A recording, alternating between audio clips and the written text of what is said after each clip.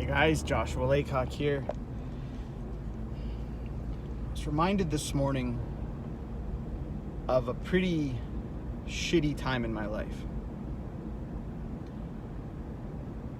I was lying, curled up on the floor in Mexico in a hotel, crying because the pain that I was dealing with was just so overwhelming that it felt like it was going to crush me. And more importantly, I know that I had ruined what was supposed to be an incredible time for my wife and I. And look, I hadn't done anything wrong. I have talked kind of casually about my back issues in the past, and I've been dealing with them in some shape or form for, probably close to 20 years. But my son was 1 year old. My wife and I were invited to go to a wedding in Mexico, and it was our first time away from our son. And it was supposed to be this incredible vacation to just relax. And we got there in the afternoon. We had an incredible first night. We had dinner and drinks with friends. The next morning I woke up super excited. I thought, you know what, I'm going to go down to the beach. I'm going to do a little bit of a workout just for a swim, nothing crazy, and kick off this incredible week.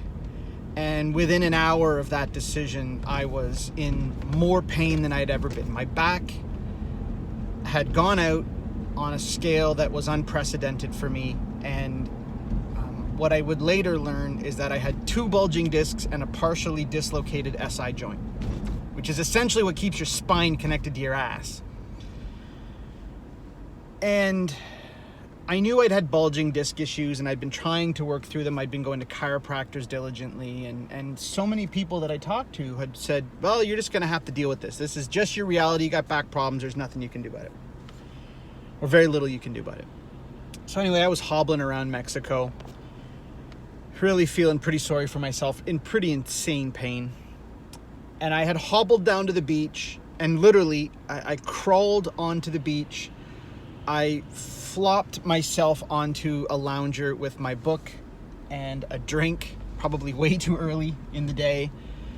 And I just sort of sat there feeling sorry for myself. I was trying really hard, but this was right in and around sort of the time where I was also psychologically just not in a very good place. And one of the guests from the wedding, actually one of the guys getting married, came up to me.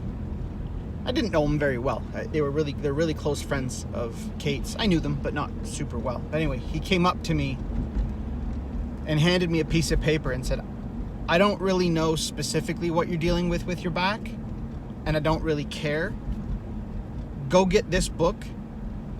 Do exactly what they say. It will seem very silly, but I promise you, if you do this work, you will get over this. And I said, okay, and I tucked the piece of paper away in my luggage, and when I got home, I got the book and started doing the exercises. And he's right, you look pretty silly doing these exercises. And I was a bit of a skeptic, but I thought, what the hell do I have to lose? And you fast forward, at the time, it was only a couple years. I ran my first of many Spartan races. I was able to join CrossFit. I was able to pick my kids up and not be limited with a bad back. But it was as much the exercises that got me there. It was my willingness to be open-minded about something different, something that I hadn't really considered to be a possibility before. And my back isn't perfect. It still goes out every now and then, and I still have to work my way through it. But I was reminded of this morning because I'm back hardcore on the wagon of doing this. It's called foundation training. And my back is feeling fantastic after, again, one of the worst kind of pops or dislocations or whatever we want to call it in a long time, a few months ago. But when I look back on when my back goes out, when my back acts stupid, it's almost always because I've stopped doing that work. I thought that I knew better. I thought, oh, I've moved past the work. I don't need to do it anymore. I'm okay. And then, of course, I backslide. And the last thing I'll say on this, what's really interesting is I've run across so many other people with back issues. And I pay it forward. I write the name on a piece of paper and I hand it to them. And I say, look, I don't really know what you're going through, but I can almost guarantee you, based on my experience and the information that I've read about and heard about and the community that these guys have built, is that if you do this work, you'll work through it. And maybe 1 out of 10 go, that's amazing, and they write it down and they thank me for it. And oftentimes they follow up and say, holy cow, this has changed my life. But more often than not, the first excuse that I get is, nah, mine's different. No, my situation's different. No, I can't. No, I'm not going to do it. Or no, I'm not allowed to do that. Or that's not a good idea. Or no, they've just told me this is just the way it is for me. My situation's different. I'm different. Bullshit. Look, there are very few people on this planet that are actually different when it comes to stuff like this. Very few people that are different. But it is amazing how quickly we make excuses and we justify inaction because we want to stick to the old ways. It's the exact same thing with training your brain. And that's what I do. I'm not a back expert. I don't have a clue why all of that training works, but I know it works. But I know why training our mind works. I know why fixing our mentalities around our perspectives on life, on the mindset that we have, the way that we look at things, the way that we talk to ourselves, the way that we interact with the world, the way that we interact with our emotions and our feelings and our intuition, and we deal with our awareness and all of the things that being open-minded to this idea can bring. Because with just as much, I've made as much progress mentally and cognitively as I have physically. But where with the book and the back, 1 out of 10 go, yeah, I'll take that. Maybe 1 out of 100 seem to want to hear what I have to say about training our minds.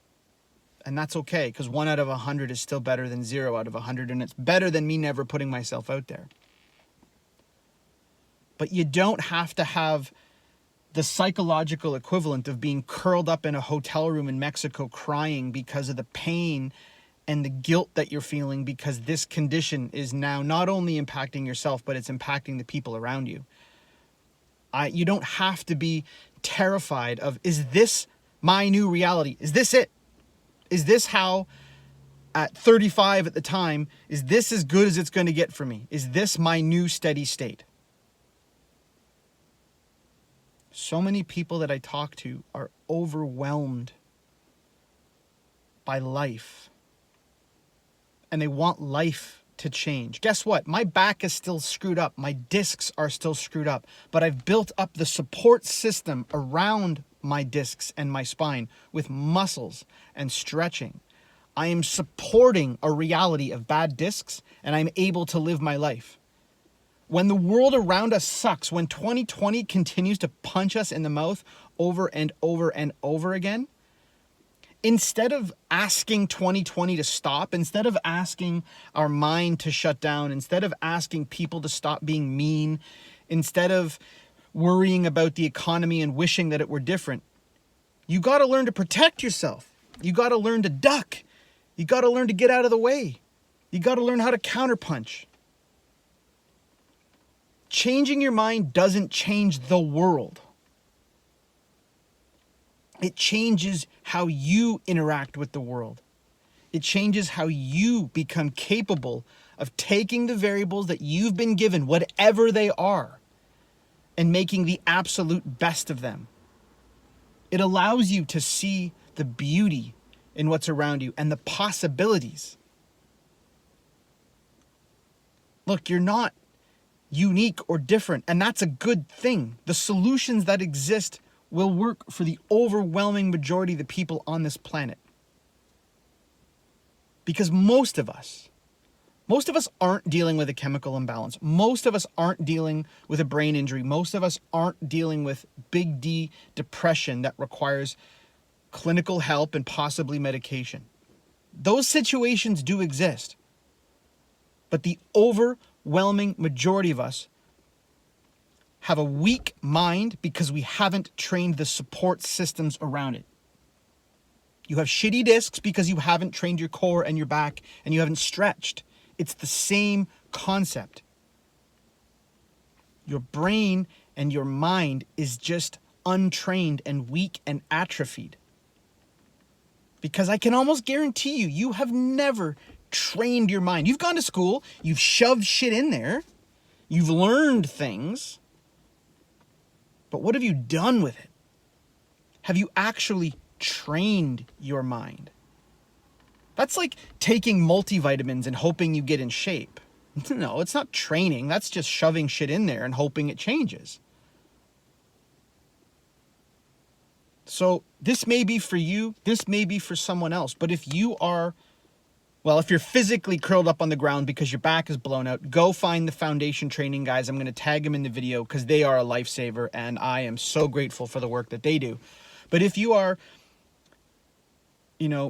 figuratively curled up on the floor, or maybe you are actually curled up on the floor because of what's going on in here, because of the way that we are interacting with the world, or because maybe the world is just shit kicking us right now. Or maybe, to be less dramatic, you're just a little scared because you've worked your butt off and you're not happy. You've worked your butt off, but is this it? Is this as good as it gets? The answer is no, of course not. There's so much potential. But you have to work at it. And you have to be open-minded to allow it to work. It took me having the courage to Google, how do I fix my brain? It took me the courage of ordering a book designed to train your mind. And what I thought at the time was the risk of someone seeing me, reading a book like this and asking weird questions. It took the risk of me reaching out to men's groups and coaches and asking for help. But once you get your head around it and you realize that there are solutions if you get bought in, man, it's powerful. I've gone from curled up and broken and scared and in pain to finishing Spartan Beasts and doing a Murph hero workout with full body weights. I'm a superhero to my kids. I'm in shape. I'm feeling strong.